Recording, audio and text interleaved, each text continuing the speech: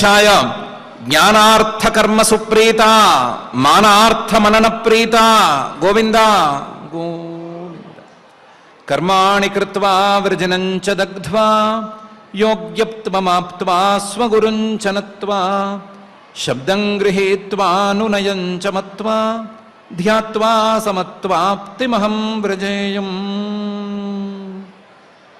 అని భూతభౌతిక ప్రపంచ నిర్మాత అఘటిత ఘటనాపటు మాయాధిష్ఠాత అయిన శ్రీనివాస పరమాత్మని జ్ఞానయోగ్యత్వాన్ని ప్రసాదించవలసిందిగా భక్తిగా ప్రార్థించుకుంటూ శ్రీశుకుల వారు ఉపదేశం చేసిన శ్రీమద్భాగవతం యొక్క అధ్యయన కార్యక్రమాన్ని మనం ప్రారంభించుకుందాము. ప్రారంభంలో యథాప్రకారం ఆచార్యుల వారులతో కలిసి ప్రార్థనా శ్లోకాలను చదువుకుని మంగళాచరణం చేసుకుందాం. శ్రీ గురు ప్రార్థనా. గురుర్బ్రహ్మా గురుర్విష్ణు గురుర్దేవో మహేశ్వరః గురుః సాక్షాత్ పరం బ్రహ్మ తస్మై శ్రీ గురవే నమః. శ్రీనివాస ప్రార్థనా. సుమనోవర పూజ్యాయ సుమనోహృది వాసినే సుమనోభిః ప్రపూజ్యాయ శ్రీనివాసాయ తే నమః. అథ సంకల్పః. శ్రీమదాదివరాహ క్షేత్రే విరాజమానస్య నిత్యశుద్ధ బుద్ధ ముక్త స్వభావస్య లీలాగృహీత విగ్రహస్య శ్రీ పద్మావతీ జానేః అనుగ్రహేణ అస్మాకం సర్వేషాం బుద్ధిశుద్ధ్యర్థం విద్యాభివృద్ధ్యర్థం భక్తి జ్ఞాన వైరాగ్యాది తదనుకూల సర్వసంపత్ సమృద్ధ్యర్థం శ్రీ పరమేశ్వర ప్రీత్యర్థం శ్రీమద్భాగవత పాఠం కరిష్యామహే. అస్య శ్రీమద్భాగవత స్తోత్ర మహామంత్రస్య నారద ఋషిః బృహతి ఛందః శ్రీకృష్ణః పరమాత్మా దేవతా బ్రహ్మ బీజం భక్తిశక్తిః జ్ఞానవైరాగ్యే కీలకం అస్మాకం శ్రీమద్భగవత్ప్రసాద సిద్ధ్యర్థే పాఠే వినియోగః. ధ్యానం నారాయణాక్షరపరాధిగమాయ యోగ్యాం వ్యాసప్రసూతశుకశృంఖలయోపదిష్టాం సంసారమూలదలనాయ చిరాయ సేవ్యాం విద్యామిమాం విదత భాగవతాభిరామాం. శ్రీ గురుభ్యో నమః. ఇంతవరకు కర్మలు అంటే విహిత కర్మలు, విహిత కర్మలలో ఉండేటువంటి నిత్య నైమిత్తిక కామ్యకర్మలు, వీటి గురించి వివరంగానే చర్చించుకున్నాము. ఈ నిత్య నైమిత్తిక కామ్యకర్మలలో లేదా విహిత కర్మలలో ఇంకొక రెండు రకాలుగా కూడా ఉన్నాయి అని చెప్పుకోవాలి ఇప్పుడే. అవి వర్ణధర్మాలు, ఆశ్రమ ధర్మాలు లేదా వర్ణ కర్మలు, ఆశ్రమ కర్మలు. ఆయా వర్ణాల వారికి చెప్పినటువంటి నిత్య నైమిత్తిక కామ్యకర్మలు, ఆయా ఆశ్రమాల వారికి చెప్పినటువంటి ప్రధానంగా చెప్పినటువంటి నిత్య కర్మలు, నైమిత్తిక కర్మలు, అక్కడక్కడ చెప్పినటువంటి కామ్యకర్మలు అని మళ్ళీ రెండు రకాలుగా కూడా కర్మలు ఉన్నాయి అని చెప్పుకోవాలి. వర్ణధర్మాలు అని, ఆశ్రమ ధర్మాలు అని వీటినే పిలుస్తారు. వీటిలో ఆయా వర్ణానికి చెందిన వారికి విహితంగా ఉండేటువంటి కర్మలన్నీ, నిత్య నైమిత్తిక కర్మలన్నీ వర్ణకర్మలు లేదా వర్ణధర్మాలుగా ఉంటాయి. బ్రహ్మచర్యం, గృహస్థాశ్రమం, వానప్రస్థం, సన్యాసం అనే 4 ఆశ్రమాల వారికి చెప్పబడేటువంటి కర్మలు ఆశ్రమ ధర్మాలుగా ఆశ్రమ కర్మలుగా ఉంటాయి. ఇందులో సన్యాసులకి ప్రత్యేకించి కర్మలు ఉండవు. వాటిని కర్మలు అని పిలుచుకోవటం, ధర్మాలు అని పిలుచుకోవటం అనేది ఒక అలవాటు మాత్రమే. మిగతా 3 ఆశ్రమాల వాళ్ళకి కర్మలు అనేవి తప్పనిసరిగా ఉంటాయి. ఇవన్నీ కలిస్తే విహిత కర్మలుగా మనకు సిద్ధమవుతాయి. ఈ విహిత కర్మలన్నీ కూడా, అందులో విహిత కర్మలలో ఉండేటువంటి నిత్య నైమిత్తిక కర్మలన్నీ కూడా మానవుడికి కావలసినటువంటి సమస్త ఫలితాలను, కావలసినటువంటి ఫలితాలన్నింటినీ ఇస్తాయి. కామ్యకర్మలు కోరుకున్న ఫలితాలను ఇస్తాయి అని కూడా ఇదివరకే చెప్పుకున్నాము. కాకపోతే ఈ కర్మలను వాడుకోవటం అనే అంశం మీద నారద మహర్షి గారికి ఒక చిన్న విప్రతిపత్తి ఉంది, శాస్త్రానికే ఆ విప్రతిపత్తి ఉంది. ఈ కర్మలను, కామ్యకర్మలను ప్రధానంగా చేసుకుని కోరిన కోరికలను తీర్చుకోవటానికి వాడుకోవటమా, లేకపోతే నిత్య నైమిత్తిక కర్మలను చేసుకుంటూ కావలసిన దాన్ని మాత్రమే పొందుతూ సుఖంగా ఉండటమా, లేదా ఈ రెండూ కాక కర్మల ద్వారా అందుకోవలసిన ఇంతకంటే గొప్ప ఫలితాన్ని అందుకోవటమా అనే అంశం నిజంగా విచారణీయమైనటువంటి అంశం. కామ్యకర్మలను మాత్రమే చేసుకుంటూ వాటితో ఫలితాలను అనుభవించుకునేటువంటి తీరు అంత మంచి తీరేం కాదు, అదంత సేఫెస్ట్ కాదు అని నిర్ణయించుకున్నాం. కామ్యకర్మల్లో ఉండేటువంటి డేంజర్స్ వాటిని గురించి చర్చించుకున్నాం. కాబట్టి కామ్యకర్మలనే చేసుకుంటూ కూర్చోవటం అనేది చెప్పదగినది కాదు. ఇంకా నిత్య నైమిత్తిక కర్మలను చేసుకుంటూ ఆ నిత్య నైమిత్తిక కర్మలతో జీవితానికి కావలసిన వాటిని పొందుకోవటం, తప్పు చేయకుండా ఉండటం అనే తీరు గొప్ప తీరు అనే చెప్పుకోవాలి, కానీ పరిపూర్ణం అనేది మాత్రం కాదు అంటోంది శాస్త్రం.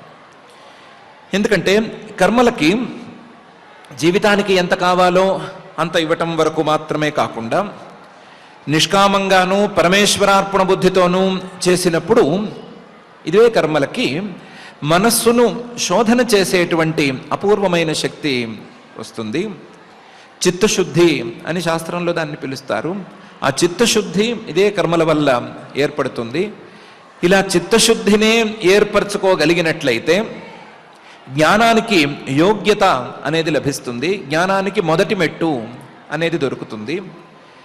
కాబట్టి ఇలాంటి యోగ్యతని, ఇలాంటి చిత్తశుద్ధిని ఈ కర్మలతో పొందవచ్చు అనే పరిస్థితి ఉన్నప్పుడు కేవలం కోరిన కోరికలకు మాత్రమే పరిమితం చేసుకోవటం కానీ, లేదా ఇంకొక జీవితానికి కావలసిన వాటికే పరిమితం కావలసినట్టుగా ఉండటం కానీ చేయటం అనేది తెలివైన పని కాదు అని నారద మహర్షి గారు కూడా అభిప్రాయపడుతున్నారు. అలాగే శాస్త్రం కూడా అదే చెప్తోంది. దీన్నే బృహదారణ్యకోపనిషత్తు తమేతం వేదానువచనేన బ్రాహ్మణ వివిదిషంతి యజ్ఞేన దానేన తపసా అనాశకేన అనే ఒక వాక్యంలో సంగ్రహంగా చెప్పింది.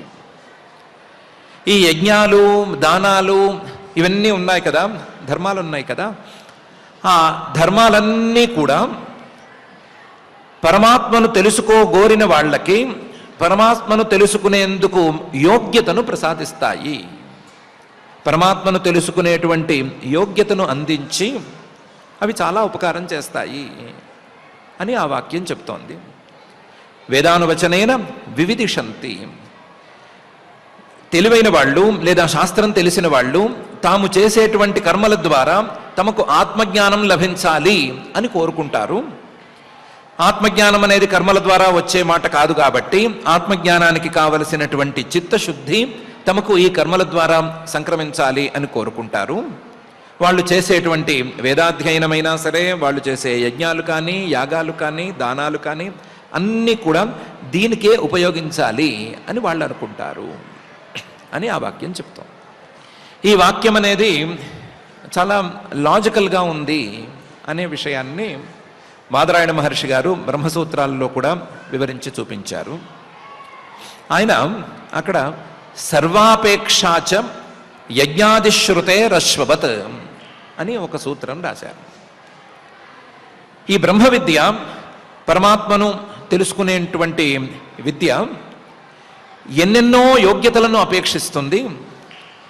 ఎన్నెన్నో కర్మల ద్వారా వచ్చినటువంటి మానసిక పరిపక్వతని, మానసిక శుద్ధతని ఇది అపేక్షిస్తుంది. సర్వాపేక్ష ఇయం విద్య. ఎందుకు అంటే యజ్ఞాది శ్రుతే, మనకి ఈ వాక్యమే ఉంది. తమేతం వేదానువచనైన బ్రాహ్మణ వివిదిషంతి అనేటువంటి వాక్యమే ఉంది. ఈ వాక్యం ఉన్నది కాబట్టి తప్పనిసరిగా బ్రహ్మ విద్యకు రకరకాల యోగ్యతలు కావాలి. ఆ యోగ్యతలన్నీ కూడా ఈ కర్మల ద్వారా కూడా, కొన్ని కర్మల ద్వారా కూడా ఆ యోగ్యతలు లభిస్తాయి అని తెలుస్తోంది అని చెప్తోంది. దానికి అశ్వవత్ అని ఒక ఉదాహరణ కూడా చెప్పారు. అశ్వవత్, గుర్రం అనేది ఒకటి ఉంది. అశ్వం అంటే గుర్రం కదా, గుర్రం ఉంది. గుర్రాన్ని ఎందుకు వాడాలి, ఎందుకు వాడతారు, గుర్రం యొక్క స్వభావం ఏంటి, దాని యొక్క శక్తి ఏంటి అని చూస్తే, గుర్రం అనేది బాగా శక్తివంతమైన జంతువు కాబట్టి దానికి కాడి కట్టి దున్నేసుకోవచ్చు అని ఎవరైనా అనుకోవచ్చు. లేకపోతే గుర్రం అనేది వేగంగా పరిగెత్తుతుంది కాబట్టి ఆ వేగంగా పరిగెత్తడం అనే క్రియకి గుర్రాన్ని వాడుకోవచ్చు అని కూడా అనొచ్చు.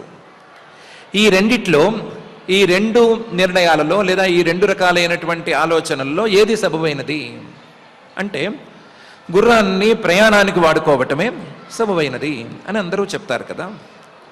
ఎందుకంటే గుర్రానికి శక్తి ఉంది, అది నాగలిని కూడా లాగగలదు.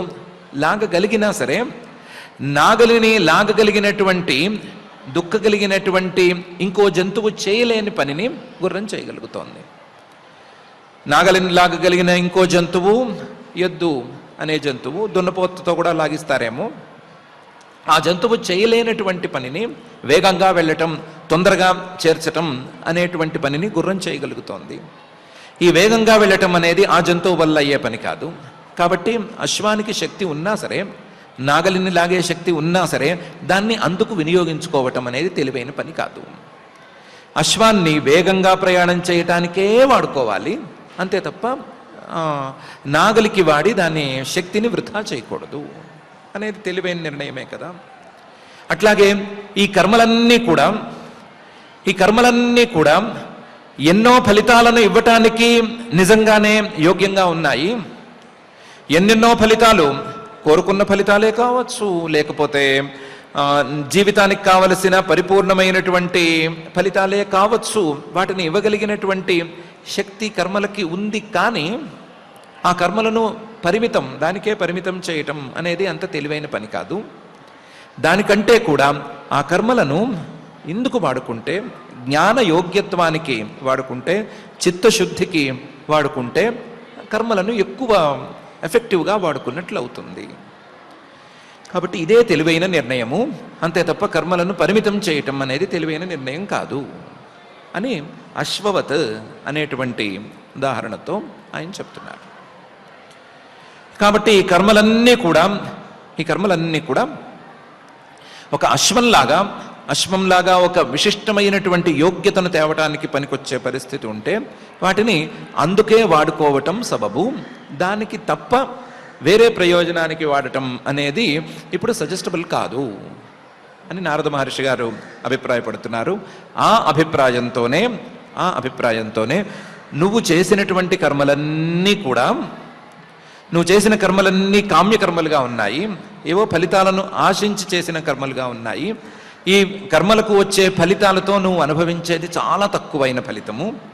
దీనికంటే ఇవే కర్మలను గనక నీ చిత్తశుద్ధికి నువ్వు వాడుకుంటే నీకు ఇంకా ఉత్తమమైన ఫలితం వస్తుంది అనే అభిప్రాయాన్ని వ్యక్తం చేస్తూ ప్రాచీన బర్హి గారితో, నువ్వు చేస్తున్న పని సరికాదు, నీకు శ్రేయస్సు దీనితో రాదు అని అంటున్నారు. శ్రేయస్సు దీనితో రాదు, నువ్వు గనక ఈ కర్మలని నిష్కామంగా పరమేశ్వరార్పణ బుద్ధితో చేసి చిత్తశుద్ధికి వాడుకుంటే అప్పుడు శ్రేయస్సు వస్తుంది అనే అభిప్రాయాన్ని వ్యక్తం చేస్తున్నారు. పరమేశ్వరార్పణ బుద్ధితో చేసినటువంటి పనులన్నీ జ్ఞాన యోగ్యత్వాన్ని అందిస్తాయి అని చెప్పుకోవటం ఎందుకు? జ్ఞానాన్ని అందించేట్లుగా ఏమైనా దారి చూడకూడదా అని అంటే అది మాత్రం కుదిరే పని కాదు. జ్ఞానం ఎప్పుడూ ఈ కర్మల ద్వారా సాధ్యపడదు.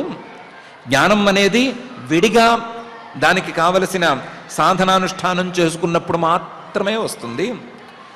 ఆ జ్ఞానానికి కావలసినటువంటి యోగ్యతని, చిత్తశుద్ధిని, ఇంకా చాలా వాటిని ఈ కర్మలు ఏర్పాటు చేస్తే చేస్తాయి అంతేను అని కూడా మహర్షి గారు తన పరిపూర్ణ ఉపదేశంలో చూపిస్తున్నారు. దీన్నే బాదరాయణ మహర్షి గారు కూడా ఇంతకు ముందు మనం చెప్పుకున్న సర్వాపేక్షాచ యజ్ఞాదిశ్రుతేరశ్వవత్ అనే సూత్రానికి ముందు అతఏవ అగ్నీంధనాద్యనపేక్ష అనే ఒక సూత్రంలో వ్యక్తం చేశారు. అగ్ని ఇంధన ఈ అపేక్ష బ్రహ్మ విద్యకు లేదు. బ్రహ్మ విద్య కావాలి అంటే లేదా తత్వజ్ఞానం రావాలి అంటే దానికి అగ్ని అవసరం లేదు. అగ్ని అవసరం లేదు కాబట్టి అగ్నిని వెలిగించే ఇంధనము మొదలైన వాటి అవసరం లేదు, లేదా కర్మల తాలూకు అవసరం ఈ విద్యకు లేదు అని ముందే చెప్పారు. ముందే అగ్నీంధనాద్యనపేక్ష బ్రహ్మ విద్య అనేది తన సాధనాలతో అంటే శ్రవణ మనన నిధిధ్యాసనాలతో కలగాలే కానీ ఈ అగ్నీంధనాలు కర్మలు వీటి వలన బ్రహ్మ విద్య కలిగే మాట కాదు అని ముందే చెప్పారు. బ్రహ్మ విద్య అనేది జ్ఞానం అనేది ఎప్పుడూ తన సాధనాల జ్ఞాన సాధనాలు ప్రమాణాలు వీటి వల్ల కలుగుతుంది, కానీ కర్మల వల్ల కలిగే అవకాశం లేదు అని చెప్పి కర్మల వల్ల బ్రహ్మ విద్య కలగదు, జ్ఞానం కలగదు. కర్మల వల్ల జ్ఞానానికి కావలసినటువంటి యోగ్యత కలుగుతుంది, జ్ఞానానికి కావలసినటువంటి కొన్ని విశేషాలు కలుగుతాయి. అది సర్వాపేక్షాచ యజ్ఞాదిశ్రుతేరశ్వవత్ అనే తీరులో కలుగుతాయి అని ఒకదాని వెంట ఒకటి ఆయన కూడా చక్కగానే చెప్పారు. జ్ఞానానికి కావలసినటువంటి యోగ్యతలలో మొదటిది చిత్తశుద్ధి, రెండవది విషయాన్ని అర్థం చేసుకునేందుకు కావలసినటువంటి పరిపక్వత, ఇది కూడా ఒకటి కావాలి. మూడవది ఆ విషయాన్ని ఉపదేశం చేసేటువంటి గురువుతో కలయిక అనేది. నాలుగవది ఆ విషయాన్ని అధ్యయనం చేసేటువంటి సమయంలో ఏ రకమైనటువంటి విఘ్నాలు రాకుండా చూసుకోవటం అనేటువంటిది. ఈ 4 రకాలు ఇలాంటి ఉపయోగాలకి ఈ కర్మలు చాలా చక్కగా ఉపయోగపడతాయి అనే ఆ వివిధిషంతి అనే వివిధిషా వాక్యం బోధిస్తోంది అని అందరూ అంటున్నారు. కర్మలు చేయటం ద్వారా మనస్సు శుద్ధపడుతుంది. మనస్సు శుద్ధపడటం మాత్రమే కాదు, మనస్సు జ్ఞానానికి యోగ్యంగా ఎవరైనా ఉపదేశం చేస్తే ఆ ఉపదేశాన్ని అర్థం చేసుకునేటట్లుగా తయారవుతుంది. ఉపదేశాన్ని అర్థం చేసుకోవటం అనే దానికి తయారైతే సరిపోదు, దానికి కావాల్సిన గురు సంగమం కలగాలి, గురువు గారి మీద ఇది కలగాలి, భక్తి కూడా కలగాలి. ఆ గురు సంగమం కలిగేటట్లు విశిష్ట గురులాభ అని పిలిచేటువంటి శాస్త్రీయ ప్రయోజనాన్ని కర్మలు సాధించి పెడతాయి. గురువుగారు దొరికిన తర్వాత కూడా ఆ గురువుగారితో సరిగ్గా అడిగి తెలుసుకోవటం అనేది పెద్ద విషయం కాబట్టి మధ్యలో విఘ్నాలు రాకుండా ఈ కర్మలు కాపాడతాయి. ఈ రకంగా జ్ఞానం కలిగేంత వరకు కలగటానికి కావలసినటువంటి సామగ్రులనన్నిటినీ ఈ కర్మలు సమకూర్చి పెడతాయి. సమకూర్చి పెట్టి కర్మలు చేసుకున్న వాడికి జ్ఞానం వైపు దోహదం చేస్తాయి. అంతే తప్ప జ్ఞానాన్ని మాత్రం కలిగించడానికి వీలు లేదు అని కూడా ఉంది. కాబట్టి జ్ఞానం కోసం కర్మలు చేసుకున్నా సరే ఉపయోగం లేదు, జ్ఞానానికి కావలసినటువంటి సామగ్రి కోసం కర్మలను చేసుకోవాలి. తెలుగులో సామెత కూడా ఉంది కదా, గుర్రాన్ని నీటి వరకు తీసుకెళ్ళచ్చు, నీళ్లు తాగించలేము అని. నీళ్లు తాగించటం అనేది అది వేరే ప్రక్రియ, గుర్రాన్ని నీటి వరకు తీసుకెళ్ళటం అనేది వేరే ప్రక్రియ. గుర్రాన్ని నీటి వరకు తీసుకెళ్ళటం అనేది కర్మలు చేస్తాయి, గురువు వరకు తీసుకెళ్తాయి, నిర్విఘ్న శ్రవణం వరకు తీసుకొస్తాయి. కానీ ఆ తర్వాత జ్ఞాన సాధనాల ద్వారా నీళ్లు తాగినట్లుగా ఈ జ్ఞానాన్ని సాధించవలసి ఉంటుంది అని ఈ రెండిటికి ఉండేటువంటి భేదం.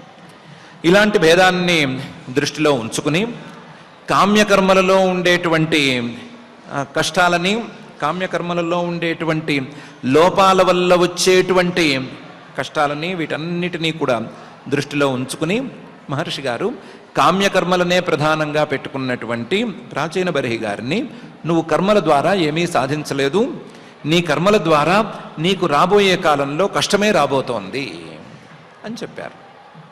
కష్టము అంటే కొంచెం కథాపరంగా చూసినప్పుడు ఏదో కొమ్ములున్నాయి, నిన్ను పొడి చేస్తాయి అని చూపించారు. కానీ కామ్యకర్మల యొక్క ఫలితం అశాశ్వతంగా ఉంటుంది కాబట్టి అశాశ్వతమైన ఫలితం ఎప్పుడూ దుఃఖాన్నే తెచ్చిపెడుతుంది. కాబట్టి నువ్వు దుఃఖాన్ని తెచ్చిపెట్టేటువంటి అశాశ్వతమైన సుఖాన్నే కోరుకున్నావు, దానికోసమే పనులు చేస్తున్నావు.